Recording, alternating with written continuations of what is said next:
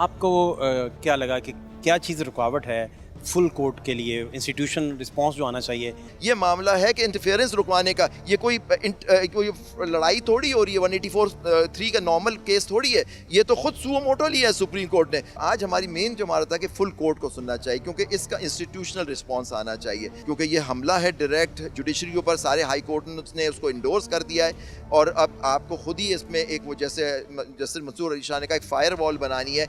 Supreme court is the highest court of the land, उसका जो order होता है सब पे बाइंडिंग होता है। It is not institutional interference by supreme court in the high court. तजावीज़ हाई कोर्ट से आई हैं सारी, वो आप समझते हैं कि fully letter and spirit implement हो पाएंगी?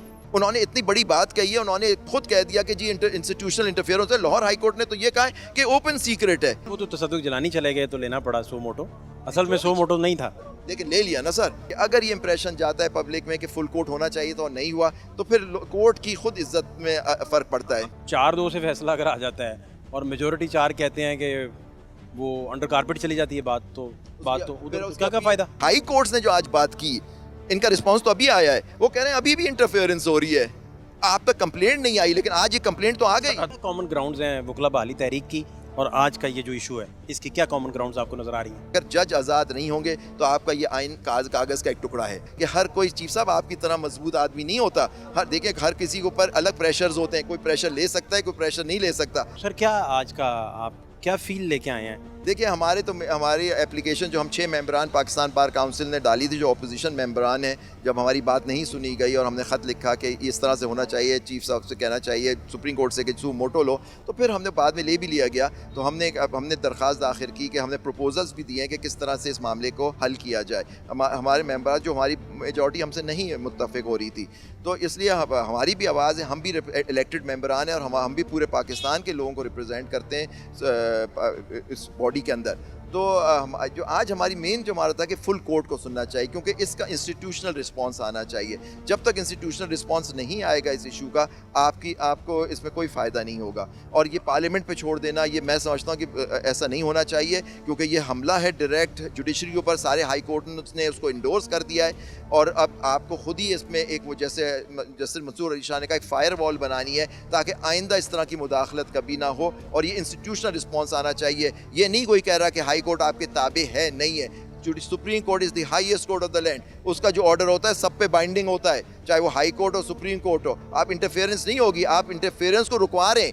It is not institutional interference by supreme court in the high Court. आप तो कह रहे हैं कि उनकी उसमें ना हो, और आपकी तरफ से कोई ऑर्डर आएगा उसका होगा। रादर देन हर हाई कोर्ट अपनी करे, अपना आप मुरतब करें चीज़ें, और सारे हाई कोर्ट। तजावीज़ हाई कोर्ट से आई हैं सारी, वो आप समझते हैं कि fully letter and spirit implement हो पाएंगी? मैं तो कहता हूँ होनी चाहिए। अगर नहीं होगी तो फिर ये इंटरफेरेंस है, फिर उनसे ये तजावीज़ मंगाने की ज़रूरत ही नहीं थी। फिर उन्होंने इतनी बड़ी बात कही है, उन्होंने खुद कह दिया कि जी इंस्टीट्यूशनल इंटरफेरेंस है। लाहौर हाई कोर्ट ने तो ये कहा है कि ओपन सीक्रेट है। इससे ज़्यादा और हम जजों से क्या एक्सपेक्ट कर सकते हैं? उनको तो हर दिन फैसला करना खतरनाक पेशावर हाई कोर्ट की बात है। और जो कि बाहर से उनको थ्रेट्स आती हैं और वहाँ से उनका कोई रिस्पांस नहीं आता, तो ये बड़ी बात कही। और जज साहब ने इसको भी नोट किया और सही कह रहे थे जस्टिस मंसूर अली शाह और जस्टिस अतर मीनल्लाह और जस्टिस मंदोखेल साहब कि इसका इंस्टीट्यूशनल रिस्पांस होना चाहिए जी इस चीज़ को रुकवाने के लिए। आपको क्या लगा कि क्या चीज़ रुकावट है फुल कोर्ट के लिए, इंस्टीट्यूशन रिस्पांस जो आना चाहिए, कौन सी अहम चीज़ जो आप समझते हैं जो रुकावट है? मैं तो समझ, मुझे नहीं मालूम क्या रुकावट है। हमारी एप्लीकेशंस पेंडिंग है, उस पर नोटिस नहीं इशू हुआ। उन्होंने कहा नोटिस नहीं, पार्टी भी नहीं बना रहा, मैं सबको सुन लूँगा।